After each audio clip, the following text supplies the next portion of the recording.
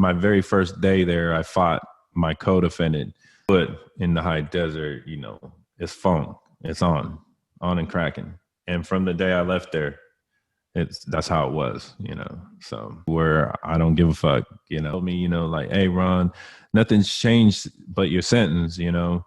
You know, like, man, I don't feel like I deserve it, you know. Tito was branding his shit. Red Menace, Red Menace, Incredible Hulk, Incredible. like, y'all didn't drink it? Hell yeah. Fucked up. I was going home on a Tuesday and I was ending up having to get down with this white dude Sunday, you know.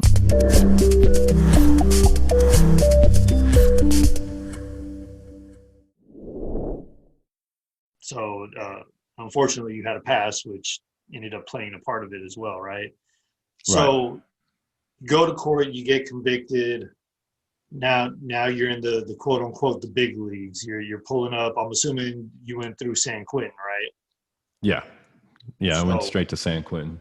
so what was that like? You've been through juvenile hall, you've been through YA. Now you're in the big house, and not just the big house, but the original house. Yeah. What was that like? So yeah, so I go to San Quentin and you know, I'm just kind of back in, you know, jail mode. And you know, so I go back in there and I kind of still got that gang banging mentality, you know, with me. And I don't really know who to hang out with or anything like that. So I just go in, you know, with that mentality where I don't give a fuck, you know, the YA mentality. And I know a lot of people who've been to prison and have met people from YA. They used to call us YA babies.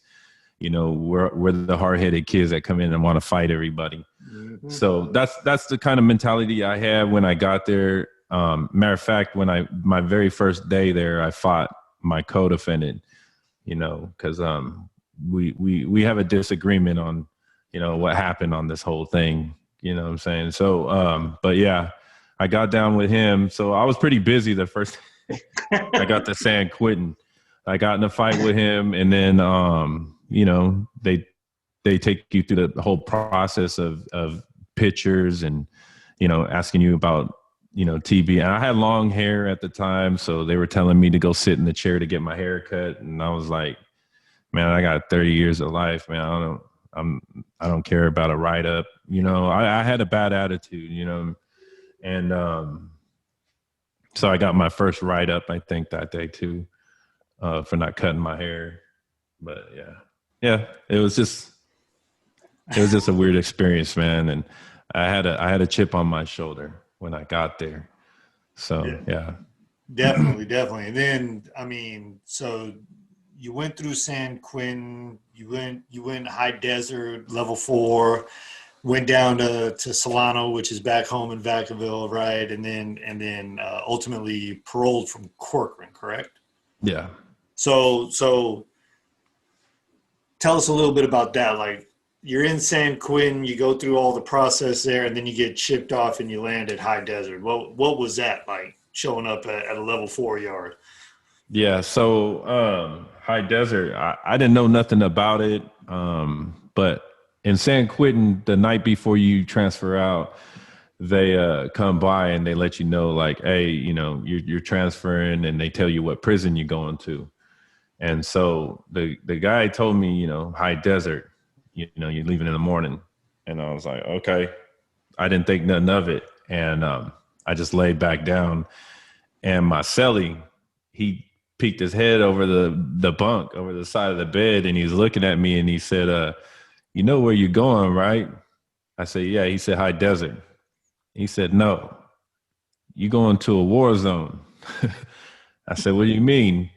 He said, oh, we at war over there. We've been at war over there for years. And I didn't really know, you know, like what he was talking about. He didn't really school me into what to expect, you know. But good thing I talked to a couple other people, you know.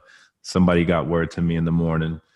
But yeah, so I go to High Desert, and when I get there, I remember just getting off the bus at High Desert, and you know, you got the brass there. You got people sitting there with stripes and everything, these sergeants and lieutenants and captains and whatever, and then you got the regular COs. and they're just standing there talking and everything. But I remember getting off because there was me and another Samoan homie, a Tongan homie, and then an Asian homie. So we were all getting off at the same time off the bus. And I remember the sergeant was like, hey, you guys right there. And he's like, what are you? And I was like, man, I'm Samoan, you know what I mean? And then like he was asking us, and then he was like, oh, yeah, we don't usually get this many off of the bus at one time. So they escorted us to our own cell. And I was already, knowing what's going on because we're pretty much at war with another race. So the guys that were with me, though, we went in the cell, and then they were like basically looking around like, why we in this cell? And I was like, why we in this cell? Just look over there, who's separated too. They had the Southsiders in their own cell. They had us in our own cell. And then like the blacks and whites and everybody else were in their cell, So, automatically when you step foot in the high desert, it's fun. It's on and cracking. And from the day I left there, that's how it was, So yeah, high desert was a fucked up place. Yeah. But on that note, like, how was that finally getting to that point where you were transferring out and you knew you were leaving that behind it, if nothing else, still with the life sentence and everything, but at least you're getting out of the war zone, right?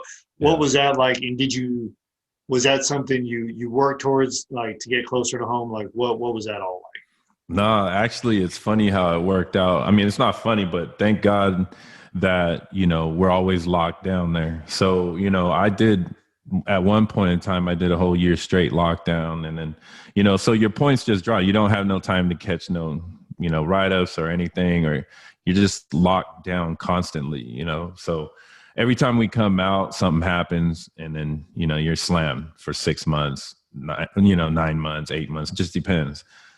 So thankfully, that's what was happening for me. I was just being slammed, and my points were dropping. And I didn't even think about it because I forget how much I started. I started with pretty high points at the time. But I wasn't even thinking about it. I wasn't even thinking about going to classification or anything. You have a life sentence. You're sitting on a yard like that, man. You don't care about classification. You don't care about none of that stuff because they're not going to let you go anyway. You already know.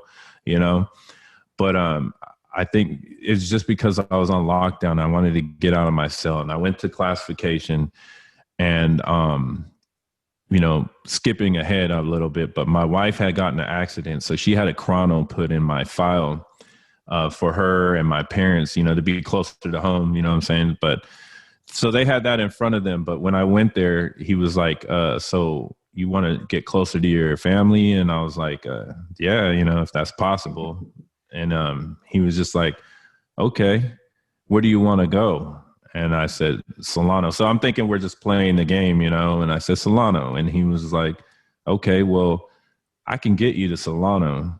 He says, but you got to do me a favor. And I thought he was going to do some weird shit, like ask about what's happening on the yard and all that bullshit. And then he goes, I want you to go back to your cell, and I want you to cut your hair off. That's what he said. I had long hair, and they never could get me to cut my hair. I got fucking write-ups for not cutting my hair. Like every time they asked me to cut my hair, I was always telling them, no, I'm not cutting my hair. So that was his way of getting what they wanted all this time from me, So right. I was like, so you can get me to Solano? He says, you have my word, And in prison, the cops, everybody, they all play the same game. Their word means everything to them. So he said, you have my word. And I said, all right. So they escorted me back. They had an officer bring some clippers to the cell. These fucked up clippers with a battery in it. I don't know how they got it, what they had, but they gave it to me, and it was a fucked up job. My cellie was like, you sure? And I was like, yeah. So I had my head over the toilet, and he was just, taking it. I went back up there with patches on my head and just looking tore up, man. And he was actually surprised. He was looking at me. He said, you really did it. I said, yeah, you said you give me your word, you'll get me to Solano. And he said, I did, didn't I? And he said, and he signed it off. He said, all right, man, they should be hitting you up, in 90 days. I think it was a long time. I remember thinking like, that takes forever, but it didn't take forever.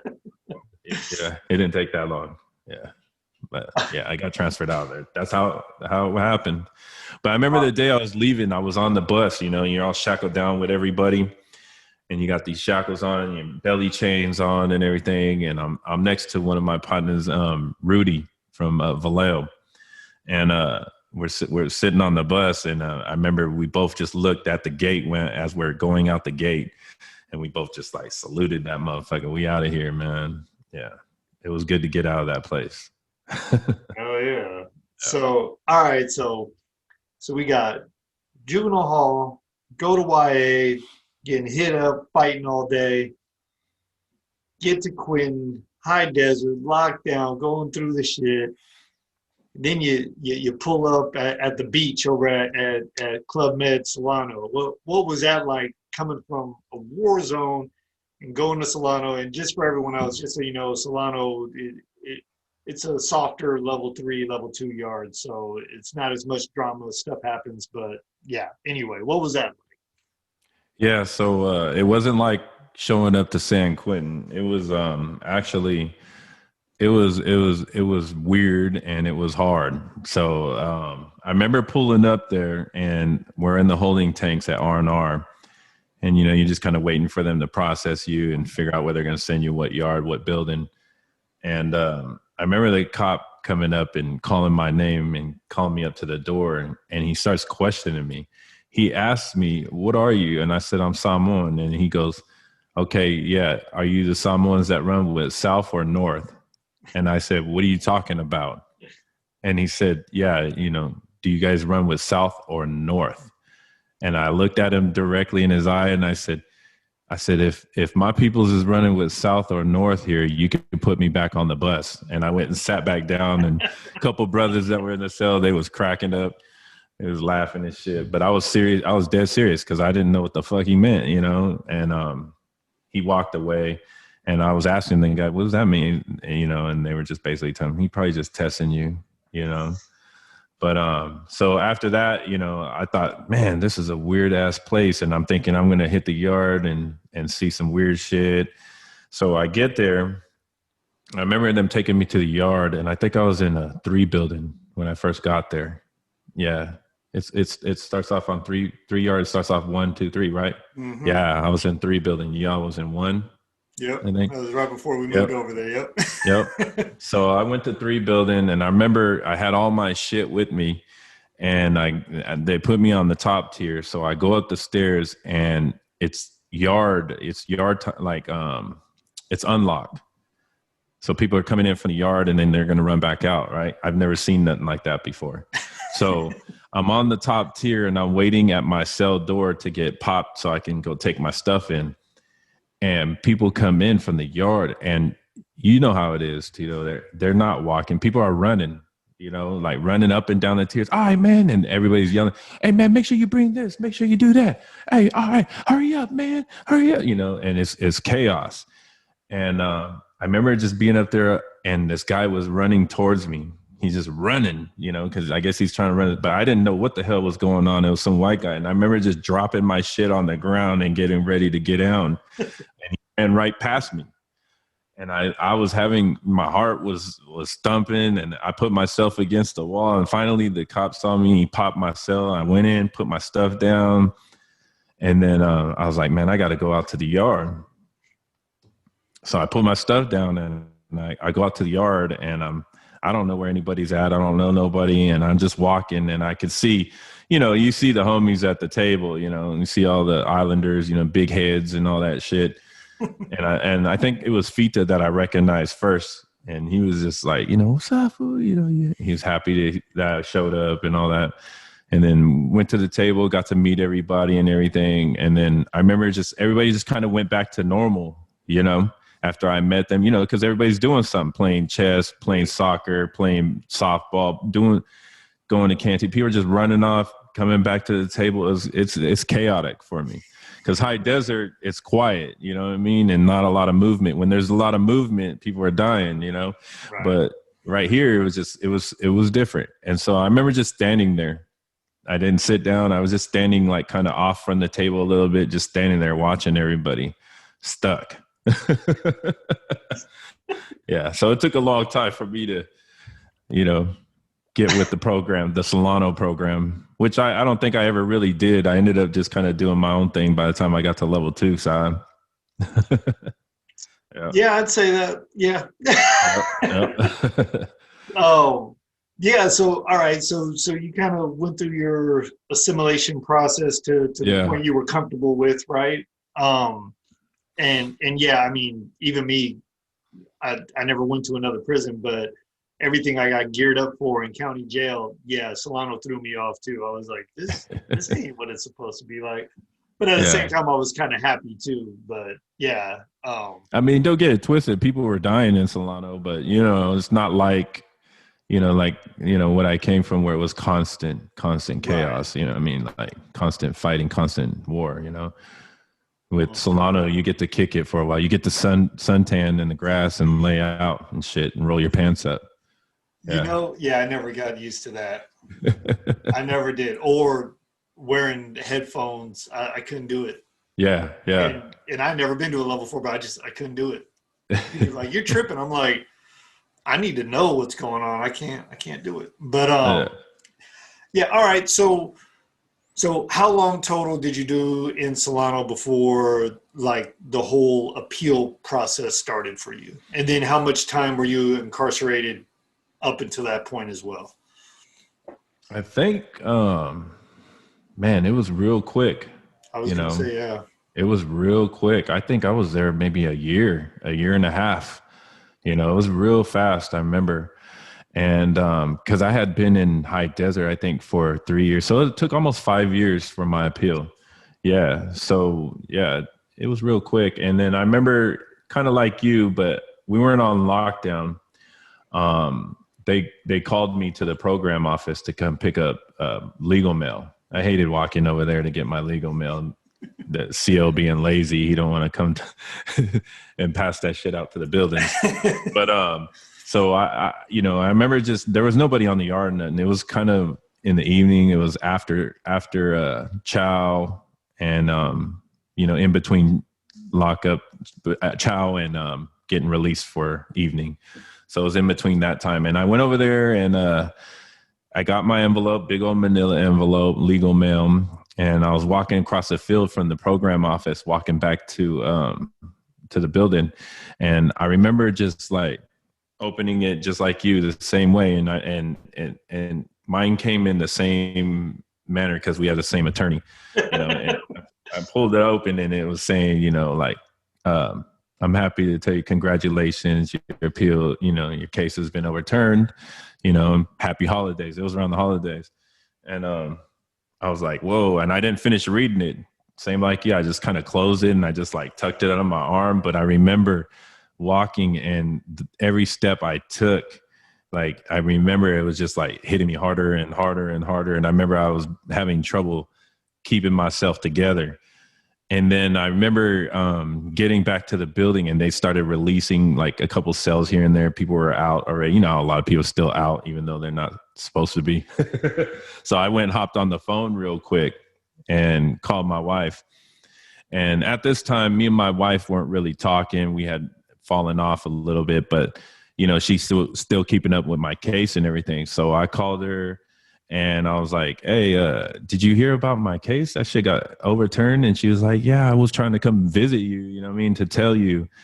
And I was like, damn, like I was tripping. And I just asked her to, go to the court hearing up in, was it San Francisco? Right. To go there to the court hearing, I don't know if people are allowed to do that or anything, but will you go if they let you? And she's like, yeah, sure. And so she went, a few other people went, to hear that hearing before that. So she was telling me that experience, and she was just saying, yeah, it was like really good because he went in there, kind of like what you said, your parents said about him, little squirrely guy.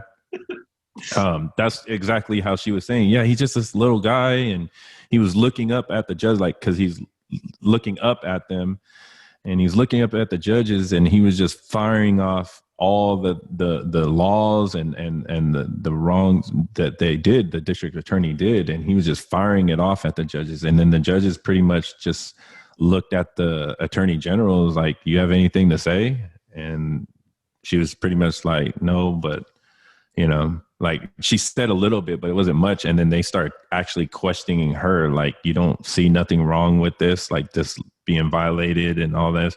So Uh-huh.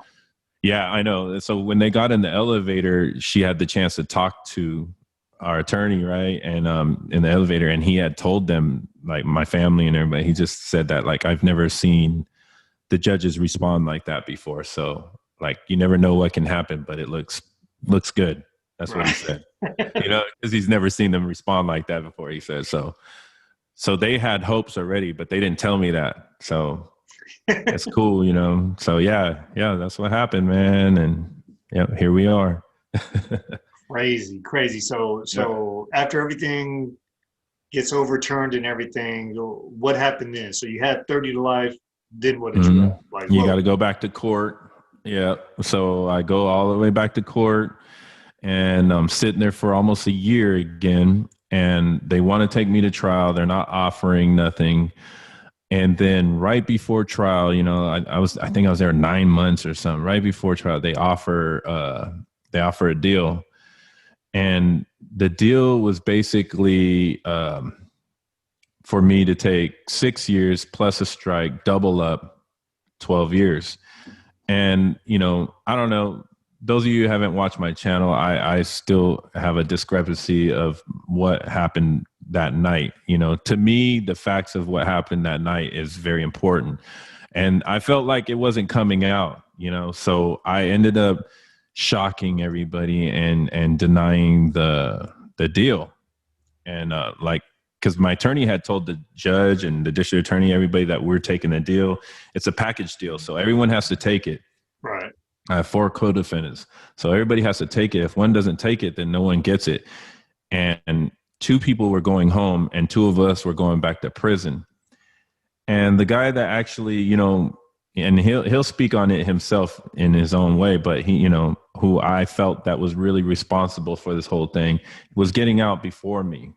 And so I just felt like there was, you know, what kind of justice is this, you know? So that's why I said no. But my attorney went and talked to my wife and my kid, and, you know, and then they came back and they were like having a meeting with me that evening, you know, because they were just shocked that I just said no to the damn deal off a 30 life sentence, you know. And, you know, when you go back, everybody tells you, I don't care if they give you 100 years, Yep. Take as it. long as the L ain't on there, take that shit, you know. And but I was like, nah, man, you know, because I just feel like, you know, I'm not the one completely responsible for this crime, you know. I'll take my responsibility, but, you know, I'm not. They were still painting me out as the main guy, and I didn't like that. But when they came, my family and my attorney came. They, you know, talked to me and basically told me, "Hey, man, look, you're gonna get out. Your kid, you get to see your kid again. You know what I mean? You get to see your wife again. You know what I mean? It's not like, you know, if you stick with this life sentence, or if you go to trial and we lose, you know, you know, you got to think about that." And then, you know, so I had to get rid of the chip on my shoulder, and, you know, I had to eat that. Yeah. So I went back to prison to serve a little more time. I think like 5 more years or something like that. Yeah. I served a total of 10 years, 4 months. Yeah. Yeah. Yep. And like I said, I'm still mad you got out before me, but that's all right. Yeah, no. So, all right. So, boom, from life sentence to where you got to go to board, and the board is basically going to tell you no 90% of the time anyway, unless you really get lucky. Hmm. To now, you got this light at the end of the tunnel. You got a date. Now, how does your program change when you come back to Solano, or does it change? Like, what happens? What's your mentality like now? Yeah. So I come back to prison, and, you know, my mentality hasn't changed. You know, it's just back to program again, back in prison.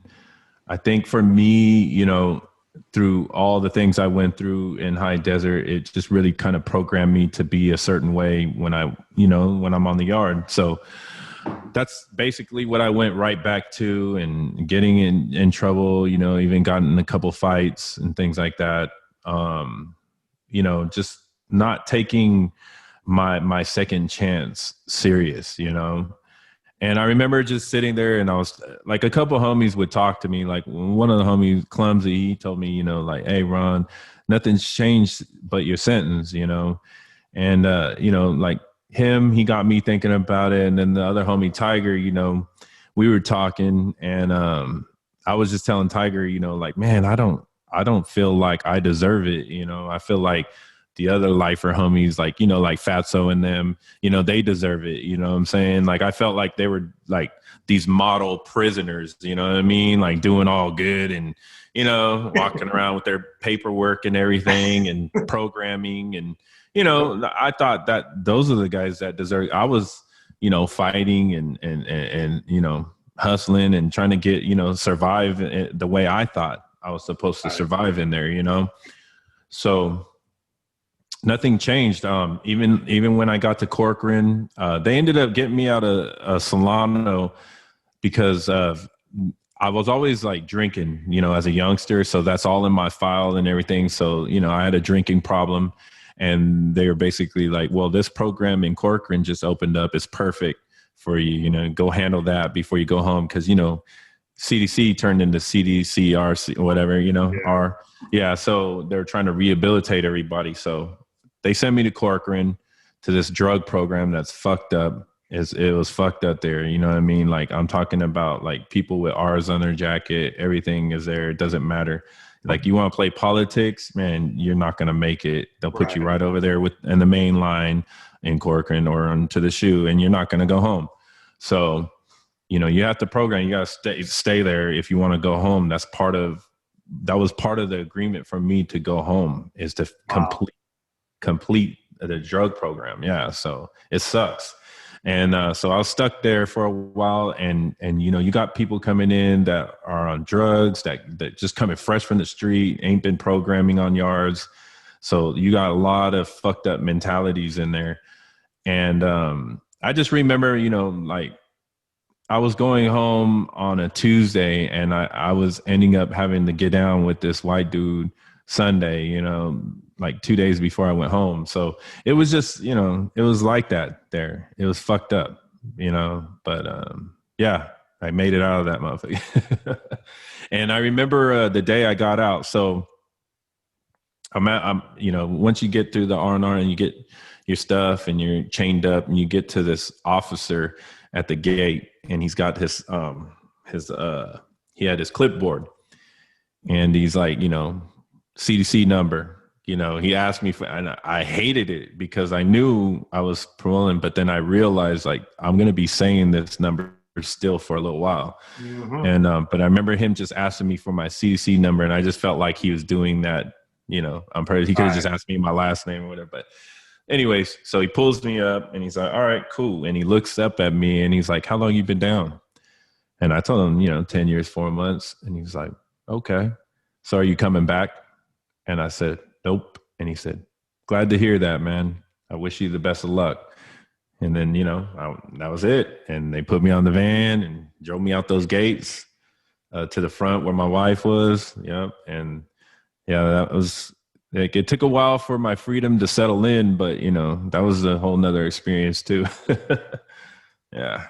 So. Yeah. Well, no. Yeah. Let's. Well, I want to talk about a little bit more prison stuff. So, you talk about even right before getting out, getting down with a white dude, right? So, like, how was that? Because you talked about it, YA and everything when you first got to Quentin, but like, to paint a picture, 10 years, like, how many times would you say you fought? Like, I think how many times? And this is one thing I think a lot of people don't realize, and sometimes they think about it or they see it in a movie, but sometimes it's not always a fight. Sometimes you check someone, you might just slap someone and they don't do nothing back because they know they were wrong, or they just don't want to get beat up. So kind of separate the two. Like, how many times would you say you checked someone versus you actually had a fight, or as they call it in prison, a mutual combat? Yeah. In YA, I think I fought more in my whole life in YA, man. That was the most I've ever fought. Prison, it wasn't too many fights, I mean, like, I got in a few, more than 10 fights, but I, I don't want to sound like a bad person, man, but I was a bad person. I won't lie. I was a stupid person. But I did a lot of what I consider to be mean things. I slapped a couple of people, and it's only because, see, with prison, when you think about prison, it's all about who you are as a man and your respect, and the biggest, the baddest motherfucker ain't shit. It doesn't matter, you know what I mean? Because you can get poked full of holes real quick. So it doesn't matter if you're tough or you can fight the best. You got hella knockouts. But I think for me, like, what it was is that, like, a lot of people seen that it wasn't personal. You know what I mean? Like, if we fought, I would still talk to you, like, and I'd still look out for you, and things like that. Like, I didn't keep it as a grudge thing or keep anything personal, because, you might as well just take it to another level if it's personal, you know what I mean? So sometimes people have disagreements, and I just felt like, with us, like a bunch of dudes, a bunch of men, stuck in these yards and these buildings, what I'm saying? We just got to let that shit out in that type of way, and that's getting down with a motherfucker. It comes out that way, maybe if the prison had better programs, to help us deal with that type of shit. But other than that, yeah, I guess I got in a lot of fights, but not a lot to me, man, when you compare it to CYA, So, yeah. So something else you brought up was, the whole getting to courtroom based on what was in your file about drinking and stuff. So while you were in the prison system, how much of that were you doing? Drinking, Okay. and smoking and everything. Right. So when I got to High Desert, different rules, of course, but I still got my alcohol. I remember I used to buy wine from this guy in High Desert. He's like a couple cell doors from me, down from me, so it was easy for him to slide to me anytime. So I would buy, like, I don't know, maybe 2-3 gallons a week. You know what I mean? And I would just have it. I mean, like, I would, like, as if I was on the streets, I'd have my cup full and I'd go to work like that. You know what I mean? I would wake up, I'd be drinking, go to work in the kitchen, and then come back, sitting there sipping, just like a normal thing. And I think I drank a lot when I was there in High Desert. But you have to keep that under wraps. Like, you can't come out, or, the homies will fuck you up.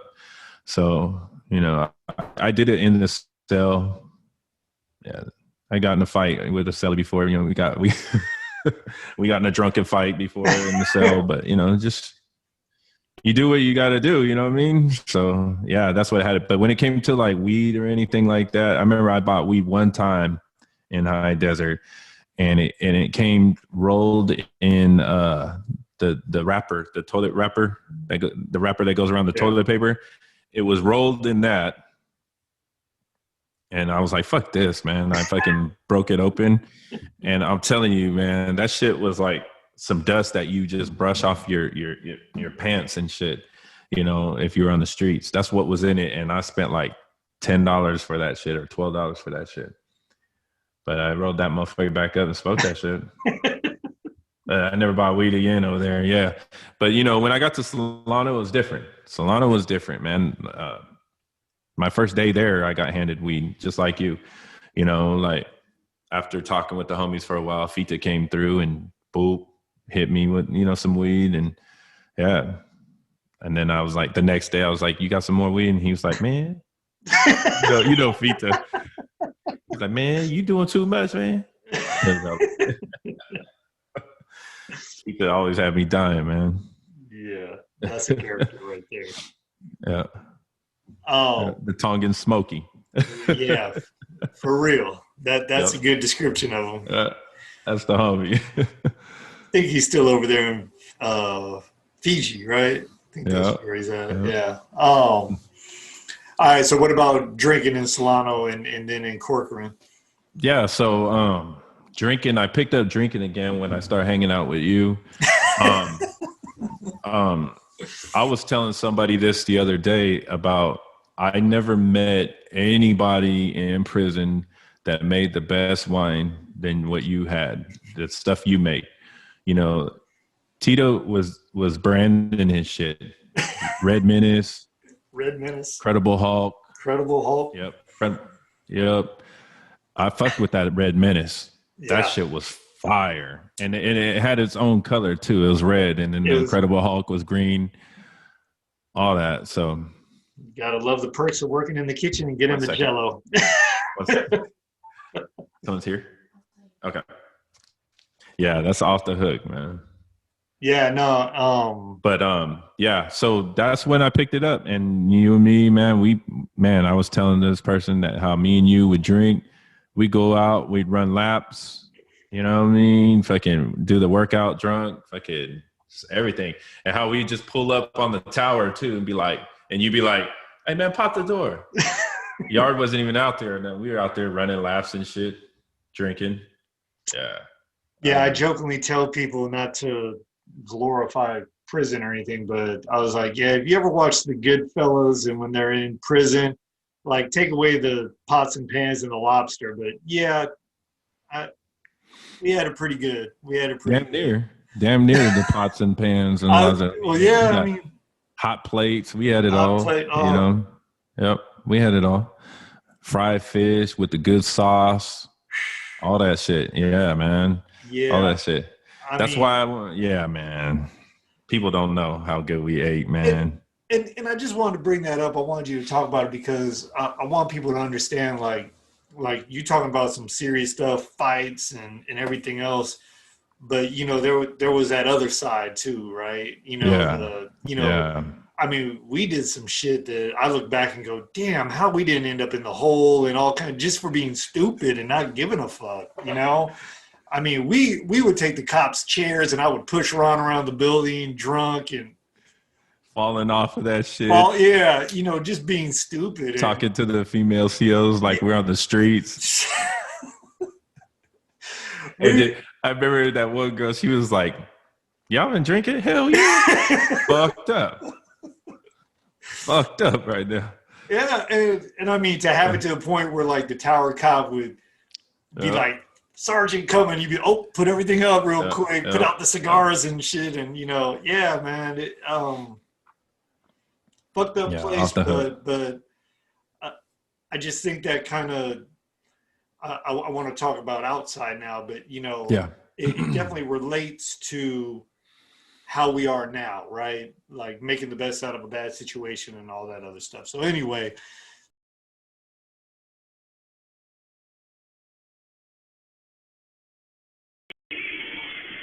Eating half-ass healthy, sauteing up the mackerel, pan-seared.